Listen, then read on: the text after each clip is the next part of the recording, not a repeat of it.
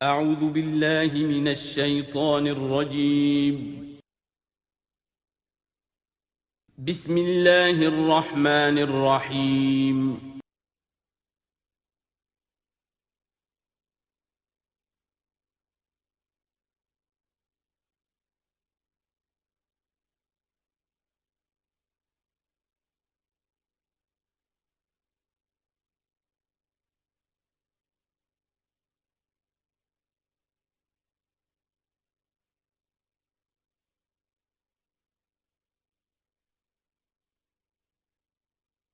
الحمدللہ وکفی والصلاة والسلام علی عبادہ الذین اصطفیٰ خصوصاً علی افضلہم وخاتم النبیین محمد الامین وعلی آلہ وصحبہ اجمعین اما بعد فقد قال اللہ تبارک وتعالی کما ورد فی سورۃ مریم سلام علیہا اعوذ باللہ من الشیطان الرجیم بسم اللہ الرحمن الرحیم واذکر فی الکتاب موسیٰ انہ کان مخلصا وکان رسولا نبیا ونادیناہ من جانب الطور الایمن وقربناہ نجیا ووہبنا لہ من رحمتنا اخاہ ہارون نبیا واذکر فی الکتاب اسماعیل انہ کان صادق الوعد وکان رسولا نبیا وکان یأمر اہلہ بالصلاة والزکاة وکان عند ربہ مرضیا واذکر فی الکتاب ادریس انہ کان صدیقا نبیا ورفعناہ مکانا علیا صدق اللہ العظیم رب اشرح لی صدری ویسر لی امری واحلل عقدۃ من لسانی یفقہوا قولی اللہم ربنا الہمنا رشدنا واعذنا من شرور انفسنا اللہم ارنا الحق حقا وارزقنا اتباعہ وارنا الباطل باطلا وارزقنا اجتنابہ اللہم ربنا آنس وحشتنا فی قبورنا وارحمنا بالقرآن العظیم اللہم اجعلہ لنا اماما ونورا وہدا ورحمہ اللہم ذکرنا منہ ما نسینا وعلمنا منہ ما جہلنا وارزقنا تلاوتہ آناء اللیل وآناء النہار واجعلہ لنا حجتا یا رب العالمین آمین۔ کل ہم نے سورہ مریم کا آغاز کر لیا تھا اور تقریباً نصف کا ہم ترجمہ کر چکے ہیں، لیکن یہ بات بیان ہونے سے رہ گئی کہ مکی اور مدنی صورتوں کے جس تیسرے گروپ میں اس وقت ہم ہیں، جس کی مکیات کا آغاز ہوا تھا سورہ یونس سے، تو اس میں 9 صورتیں ہم پڑھ چکے ہیں۔ جیسا کہ میں نے عرض کیا، وہ 9 صورتیں تین صورتوں کے سب گروپس کی شکل میں ہیں۔ ہر سب گروپ میں ایک جوڑا ہے جس کے اندر وہ نسبت زوجیت بتمام و کمال موجود ہے، اور ایک منفرد مزاج کی صورت ہے۔ سورہ یونس، سورہ ہود ایک جوڑے کی حیثیت سے، سورہ یوسف منفرد ہے، ایک ہی نبی کے حالات پر پوری صورت جو ہے وہ مشتمل ہے۔ پھر سورہ رعد اور سورہ ابراہیم یہ جوڑے کی شکل میں ہے۔ سورہ حجر یہ منفرد مزاج کی ہے، بلکہ اس پورے گروپ میں یہ اس اعتبار سے قدر مختلف نظر آتی ہے کہ اس کا انداز جو ہے وہ ابتدائی زمانے کی صورتوں کا ہے، مضامین کی مناسبت بھی انہی سے ہے۔ چھوٹی چھوٹی آیتیں ہیں، ردم جو ہے وہ بہت تیز ہے، صوتی آہنگ بہت نمایاں ہے، ڈیوائن میوزک جو ہے، جو ملکوتی غنا ہے، وہ اس میں بہت نمایاں ہے۔ پھر 3 صورتیں، سورہ نحل سب سے بڑی ہے اس سب گروپ میں، یہ منفرد مزاج کی ہے، لیکن اس کے بعد سورہ بنی اسرائیل اور سورہ کہف یہ ایک نہایت حسین و جمیل جوڑا ہے۔ اب پھر 3 صورتیں جو آ رہی ہیں، سورہ مریم، پھر سورہ طٰہٰ، سورہ انبیاء۔ یہاں بھی معاملہ وہی ہے کہ ان میں سے 2 صورتیں جو ہیں سورہ مریم اور سورہ انبیاء، ان میں بڑی گہری مشابہت ہے، اور یہ قصص النبیین کے انداز میں یہاں تذکرہ ہے انبیاء کرام کا، انباء الرسل کے انداز میں نہیں ہے۔ وہ جو انداز سورہ کہف، سورہ اعراف میں ہم نے دیکھا، سورہ ہود میں ہم نے دیکھا کہ رسول آئے، انہوں نے دعوت دی، قوم نے انکار کیا، قوم ہلاک کر دی گئی، یہ انداز جو انباء الرسل، ایام اللہ، اس کا نہیں ہے۔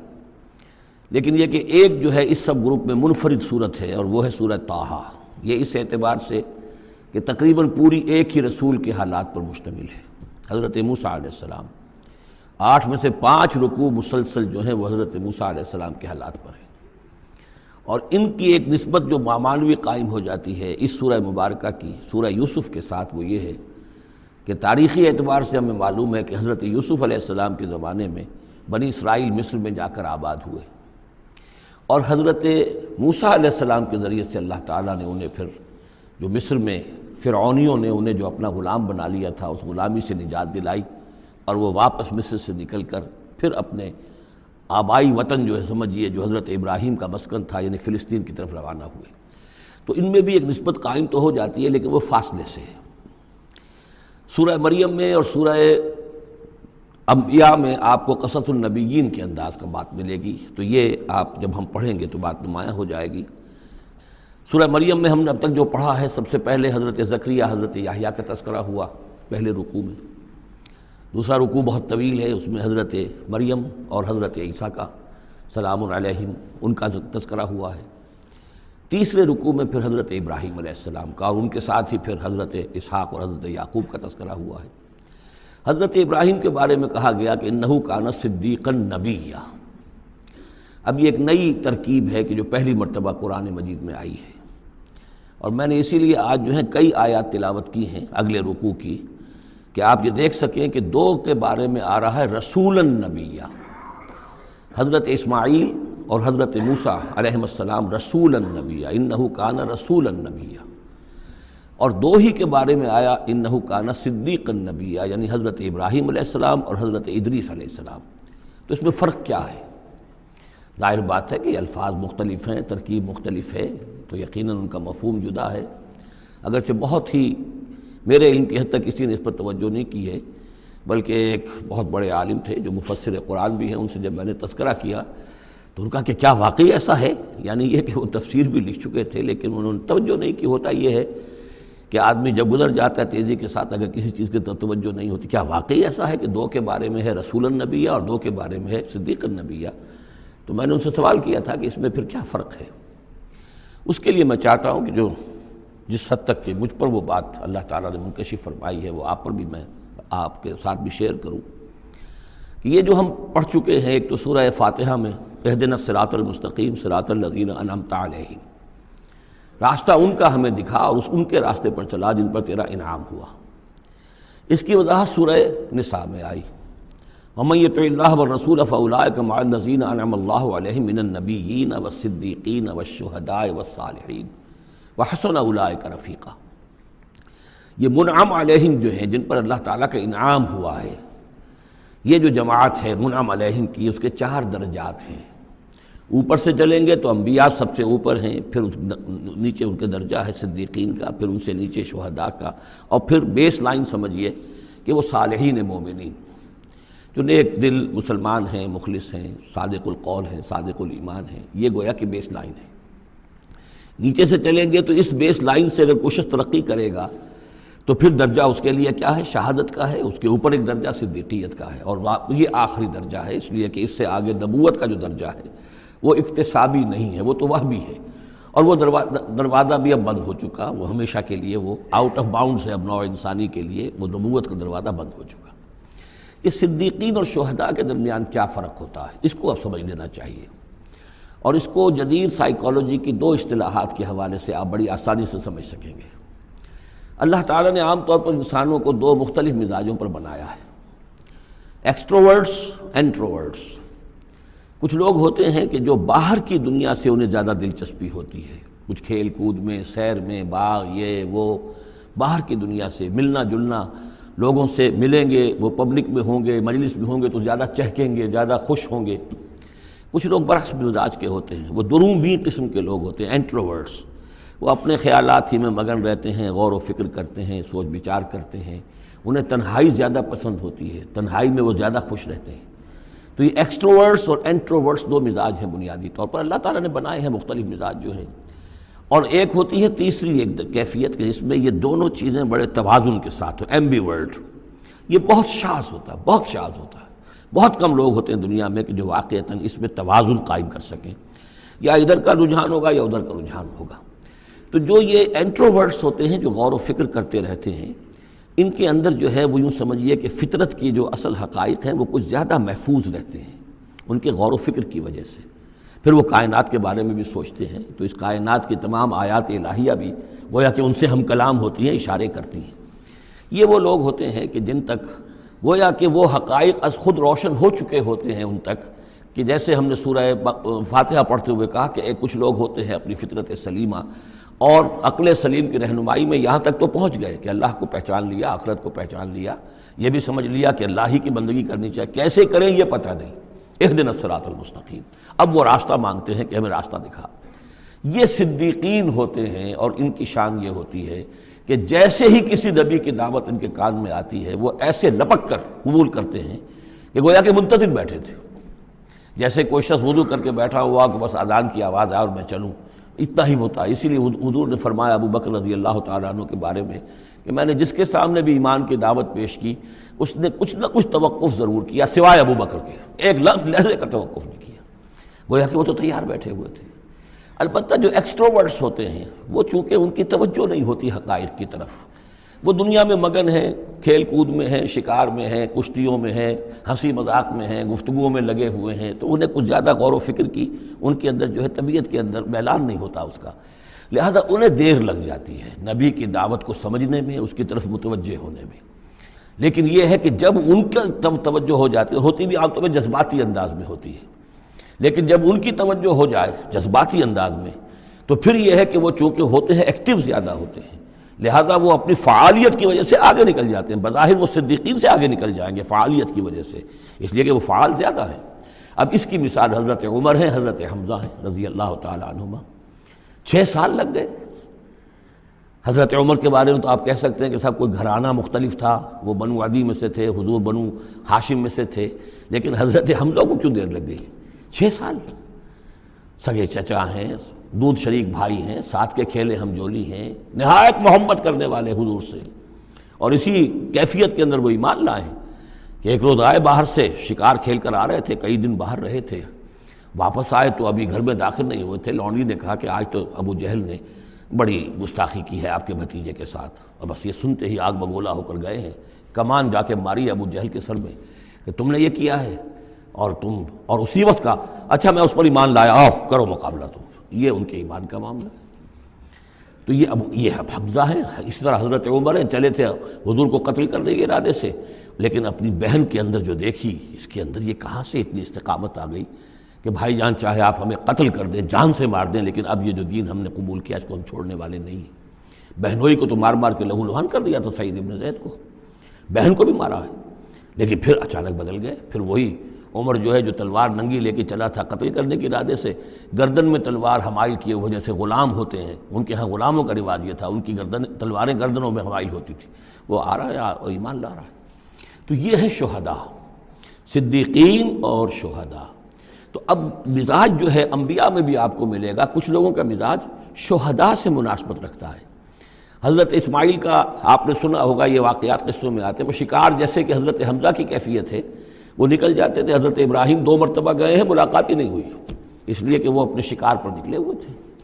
اس طرح کا معاملہ حضرت اسماعیل کا تھا۔ حضرت موسیٰ بھی جلالی مزاج کے آدمی تھے، ایک آدمی کو مکہ مارا ہے اور اس کی جان نکال دی ہے۔ حضرت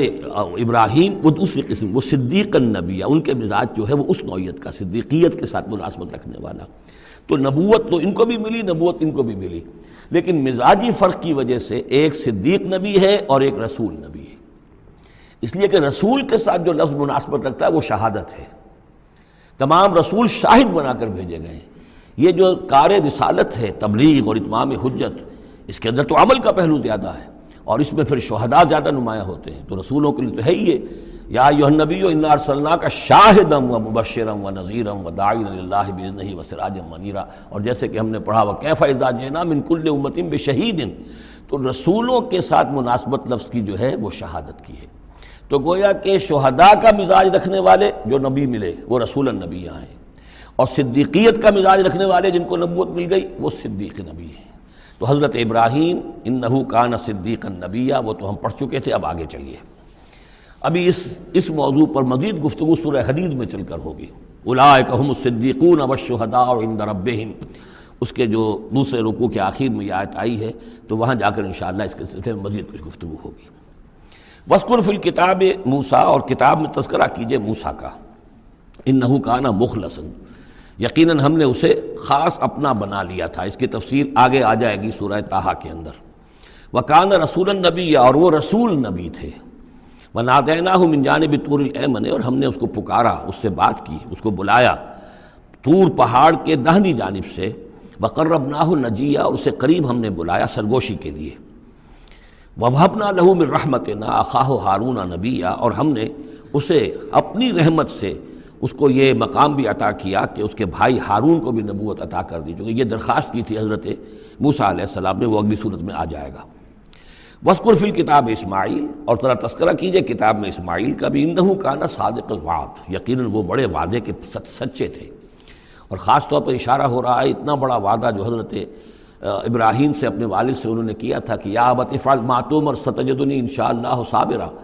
ابا جان کر گزریے جو بھی آپ کو اللہ کی طرف سے حکم آ رہا ہے، مجھے ذبح کرنے کا حکم ہے، ذبح کر دیجئے، انشاءاللہ آپ مجھے صابر پائیں گے۔ تو وہ آخری وقت تک انہوں نے اپنے اس وعدے کو نبھایا اور گردن جو ہے رکھ دی کہ چلائیے چھری۔ صادق الوعد وکان رسول النبی، اور وہ بھی مزاجی اعتبار سے جو میں نے عرض کیا ہے، حضرت حمزہ چونکہ ویسے بھی نسل میں حضرت اسماعیل کی نسل میں سے ہیں، تو اگر آپ دیکھیں گے تو بہت ہی ان کے درمیان شخصیت کی مشابہت نظر آئے گی۔ رسول النبی، وہ رسول نبی تھے۔ وکان یامر اہلہ بالصلاۃ والزکاۃ وکان عند ربہ مرضیہ، اور وہ حکم دیتے تھے اپنے گھر والوں کو نماز کا بھی اور زکوٰۃ کا بھی، اور وہ اپنے رب کے نزدیک بہت ہی پسندیدہ تھے، بہت ہی اللہ تعالیٰ کو کے منظور نظر کہہ لیجیے، مرضیہ۔ وَاذْكُرْ فِي الْكِتَابِ ادریس، اور تذکرہ کیجئے کتاب میں ادریس کا بھی۔ یہ ادریس علیہ السلام جو ہے یہ ایک نبی ہیں کہ جو حضرت آدم اور حضرت نوح کے مابین گزرے ہیں۔ حضرت آدم اور حضرت نوح کے مابین ایک اور نبی بھی گزرے ہیں، قرآن مجید میں ذکر نہیں ہے، تورات میں، شیس علیہ السلام۔ تو نبی تو یہ ہیں، حضرت آدم پہلے نبی، پھر یہ دو اور نبی ہیں حضرت ادریس۔ اس تورات میں ان کا نام حنوک ہے، شیس کا نام سیس ہے، وہ تو ٹھیک ہے، اور قرآن مجید میں ان کا تذکرہ بھی نہیں ہے، لیکن حضرت ادریس کا حنوک نام ہے وہاں۔ لیکن یہ کہ یہ دونوں ہیں درمیان میں حضرت آدم اور حضرت نوح علیہ السلام، پہلے رسول حضرت نوح علیہ السلام ہے، یہ دونوں نبی ہیں صرف۔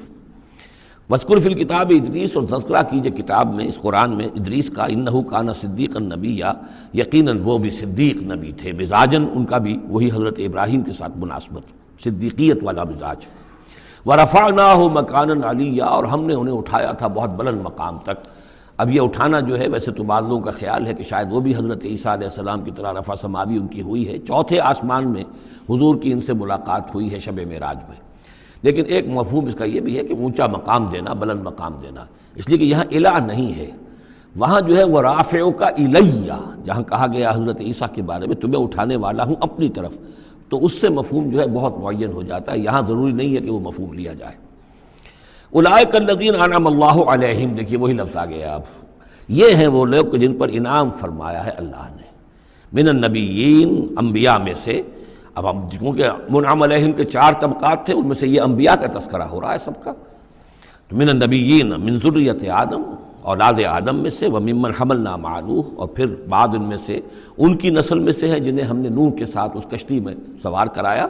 ومن ذریۃ ابراہیم، اور پھر ذریۃ ابراہیم میں سے ہیں، ان کی اولاد سے، و اسرائیل، اور حضرت یعقوب کی نسل سے ہیں، وممن ہدینا واجتبینا،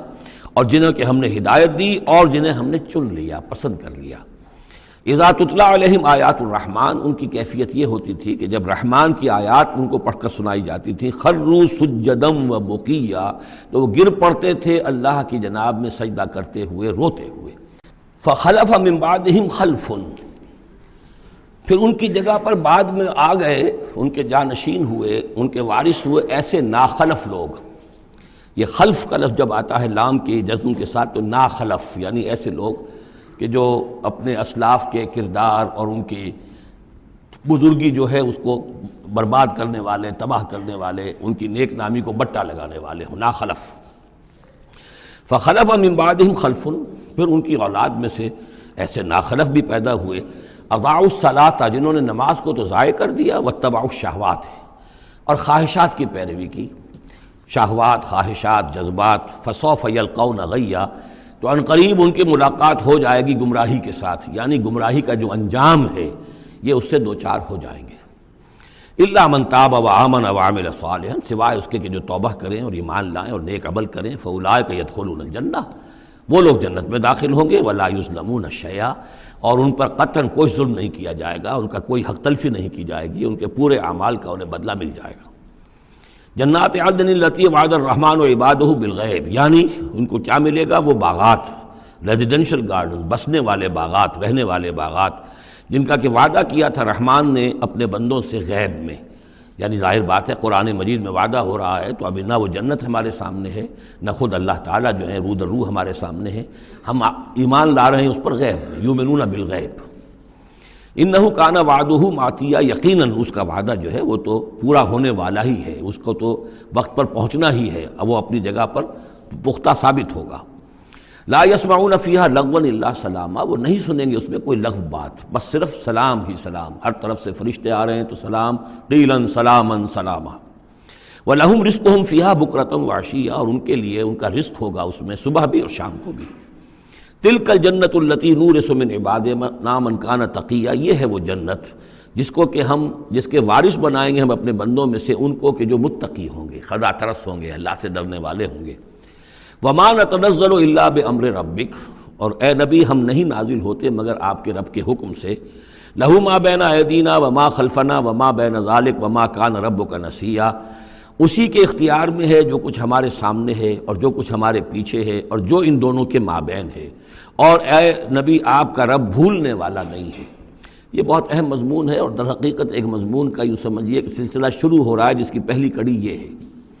اس کو یوں سمجھیے کہ حضور صلی اللہ علیہ وسلم کو جو قرآن مجید سے شغف تھا اور محبت تھی اور شوق تھا آپ کا، تو جو وقفہ پڑ جاتا تھا وہی میں، وہ آپ پر بڑا شاخ گزرتا تھا۔ آپ چاہتے تھے کہ وہی جلدی جلدی آئے تاکہ آپ اس سے اور اپنے وجود پرنور کو مزید منور کریں۔ آپ جو ہے قرآن مجید سے جو آپ کو عشق تھا اس کے بنا پر اس میں آپ کو اجلت رہتی تھی کہ جلدی آئے قرآن۔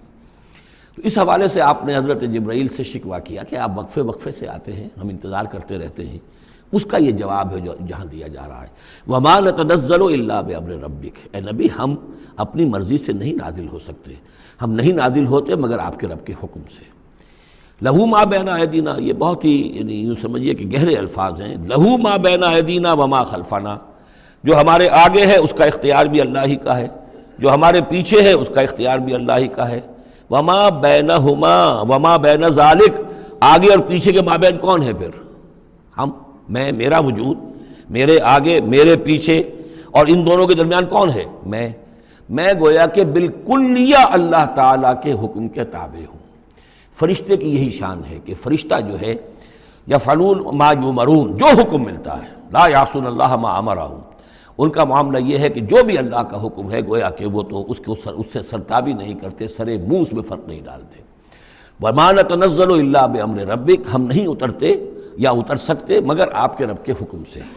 جب اسی کی مصلحت اور اسی کی مشیت ہوتی ہے وہ وحی دے کر ہمیں بھیجتا ہے۔ لہو ما بین ایدینا وما خلفنا وما بین ذالک وما کان ربک نسیا، اور اے نبی یہ جو کچھ تاخیر ہو جاتی ہے کسی بھول کی وجہ سے نہیں ہے کہ اللہ کو کوئی نسیان لاحق ہو گیا ہے تو تھوڑی دیر کے لیے توجہ کہیں اور ہو گئی ہے، معاذ اللہ،